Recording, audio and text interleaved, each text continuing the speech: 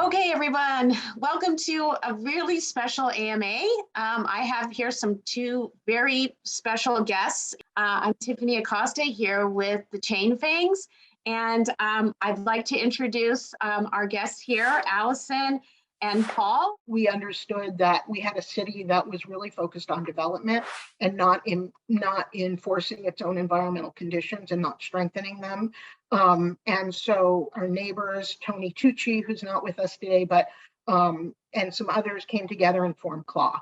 And the real purpose of that was to help communities, to help the public not only celebrate what we have, but to advocate for, to protect and conserve and preserve where we can. And whether it's recognition of the wildlife that live here. And part of that was putting together cameras so that people become aware that, you go and you talk to children who live in, say, southern Los Angeles or live in the valley, to say, we're the only city, urban area in the world that has apex cats. Like, we have mountain lions, Mumbai has leopards. So to kind of have that conversation and to make sure, working with agencies like Paul's, that when neighbors come to us and say, they're about to put up a development that's going to block miles of connectivity,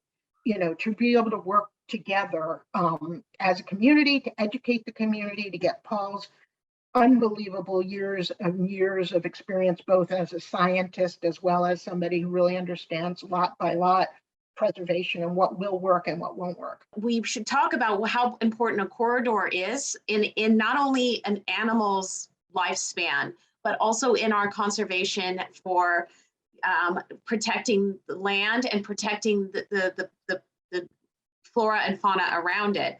So, Paul, if you could start with like how the corridors work and why conserving that land is so important over like developing somebody's land or developing something that could potentially inhibit that kind of flow of wildlife and land.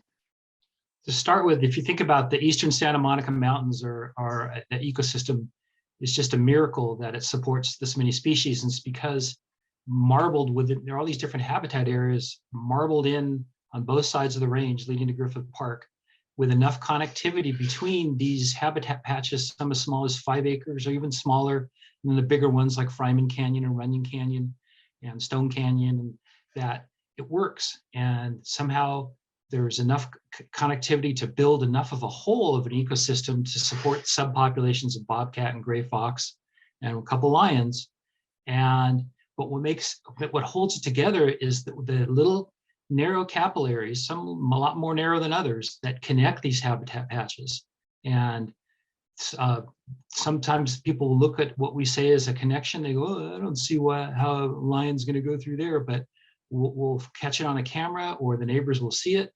And so it's a very, very fragile system where narrow pieces of wild land, and sometimes not even wild land, even people's yards, are what allow animals to get from patch A to B to C to D, and that together that is enough to support these animals, and particularly to the mother lode over in Griffith Park, over the Mulholland Bridge into Griffith Park, over the 101 freeway.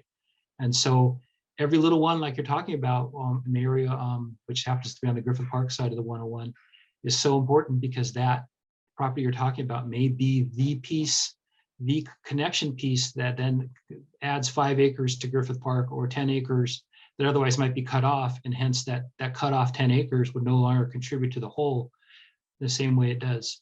And what point I try to make everywhere in every mountain range in talking about development is that we're pretty much at the threshold of where we cannot support subpopulations of animals. And so every time you lose a 5-acre patch or a 10-acre patch, something of that nature, that it's probably a significant impact. And it's just very hard to prove that in our current system. So it's a whole movement, and working with scientists to describe that better and to come up with how to work through the development entitlement system to convince decision makers that you need to protect the corridors or you're going to lose the whole.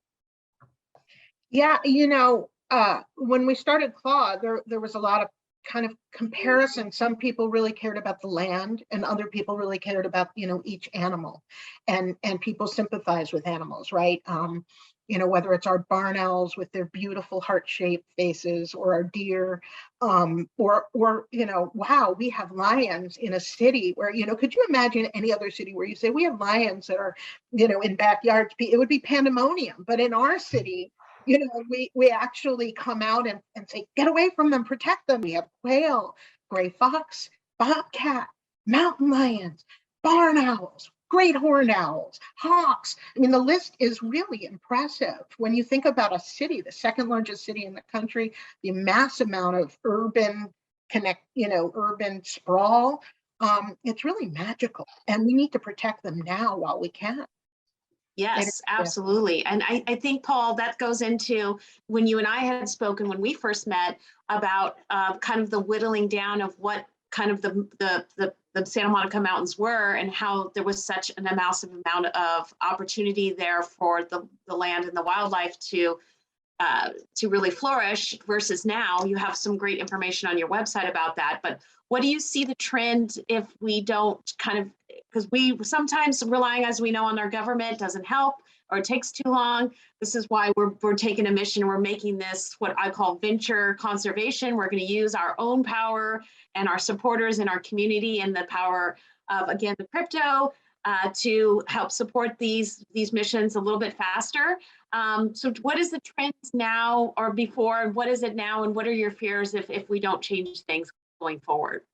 A constant fear, even if as local governments are waking up a bit, the change is slow, and there's so many dinosaur players in terms of lobbyists and whatever, and money talks. And so it's a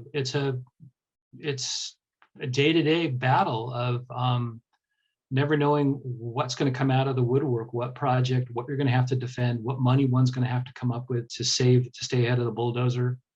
And I feel some positivity. It's a smaller ragtag guerrilla group, including the Conservancy as a government agency, fighting a behemoth development industry and all the people with land and the foreign money wanting to build in the Hollywood Hills, for example.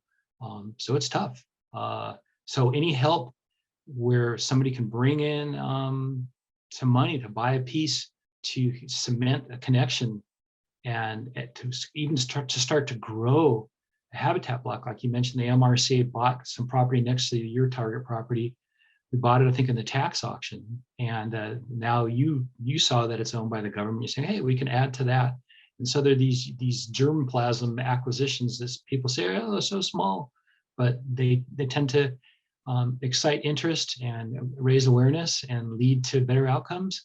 So I'm always optimistic. I'm not going to give up. So I'm in it for the long run to make sure we get a permanent corridor to Griffith Park, one way or the other. Yeah, I mean, I had the wonderful opportunity to meet Dame Jane Goodall, and here's a woman who has seen a lifetime, from her work in chimpanzees. She's now, I believe, 85 years old, and she's optimistic about the future. And I asked her, how do you keep optimistic like that, right? I mean, she's seen everything. She's seen so much destruction, and she said, because it's a patchwork quilt of people working in their backyards, putting together their work and their heartfelt passion to be part of the change and be part of the solution. So the work that you're doing to find a way to get people involved, to give a little bit, to buy that little bit of, a photograph of an animal, that it might make a difference. Not only to preserve this piece of land, which may seem small to somebody over the other side of the world, but it's an important integral connection piece so that we don't lose those linkages, so that the animals can continue to thrive, because those habitats are valued. So if it's home to a wildlife, it means that it's habitat for everybody. It means that you're buying a piece of guarantee that we can continue to filtrate our air, to clean our water. that is the permanence. You know, those of us who have children are seeking the future and trying to figure out how do we, you know, stop the rainforest all the way over in the Amazon, right? How do we protect the coral reefs that are over in Australia? You know, the issue is we do it one tiny patchwork quilt at a time, one lot, one parcel. And by the way, it does add up. You know, it does connect. And if Jean Goodall can be positive about this patchwork, I decided I'm never going to stop. I have 2 kids, and this is my personal fight. When I first started in this position in 1990 in the eastern Santa Monica Mountains, bobcat sightings were rare. You know, it was almost like whether bobcats were going to make it on the east side of the 405. And now they're virtually ubiquitous now, and lions. So either we're doing something right, or the animals are recovered from the initial onslaught of horrible development in the 70s and 80s. And then the other thing too was, as Ali mentioned, the 17 acres on the Let's Buy a Mountain project in Laurel Canyon. You know, I always identified that, and there were people who tried to sell it to the Conservancy, and I thought, well, it's this kind of isolated piece. It's undevelopable, and it's kind of not that well connected. But then once CLAW started taking pictures of what lived there and the frequency of the animals there, it just became just like ultra clear that it was Serengeti-like, and that I think it showed the world that these habitat patches in the chaparral have amazing capacity, even with their size and whatever, and just hook up the camera, and that they found that the CLAW has found that too, photographing other sites that there's a lot going on at night, especially, and so that's optimism that there's more ecological power punch in these habitat patches. Even the 17-acre one is part of a 50-acre block, and they subsequently added another 9 acres to it, Laurel Canyon Land Trust, a couple months ago. So there's optimism there. And I really want to totally, you know, say, Chain Fang, I mean, this is really innovative. I mean, this is really using a time where people can get involved, that they can have a little piece of it, you know, in their digital files, and really understand that they're making an actual on the ground real difference. And, you know, anybody who's wanted to send their money off to, you know, the rainforest, or they want to send it off to the coral reefs, or, you know, rescuing a specific animal, and you should, and continue. But the reality is that this is really not only fun, but you're actually making a real life difference. And that is something that I think is really exciting to see. And I'm really proud of you guys for getting your creative hats on and seeing something in a way we've never seen before. And I think I hope and believe it's not just going to be this patch of land, but that it's going to go on. And I can't wait to see how successful this is going to be. And I want anybody who is, you know, reaching out for a jigsaw puzzle of one of these pictures, thank you, and get more, because you're making a real difference. Yeah, I always tell people when they ask me about it, I'm like, it's a badge of honor. You know, you're part of a very special group, and we all have passion. I mean, here at Chain Fangs, we're literally going to be making pieces of the puzzle that everybody can not only have as a memoir to making a difference, but also seeing that this is actually going to be physically put into a mission and contributing to many other organizations such as CLAW and SMCC. And we hope that, you know, that people watching this AMA will be very much inspired to support all of us, and to show that we can actually make a difference in this new emergence of conservation in a new way, and using this as a test case to actually effectuate and show change. And I'm just so excited to be collaborating with you both. And we will, I'm sure, do another one, because we will get, I'm sure, a lot of questions and a lot of interest on learning more about everybody's organizations. And I really would like to thank you very much for your time, and thank everybody out there for watching.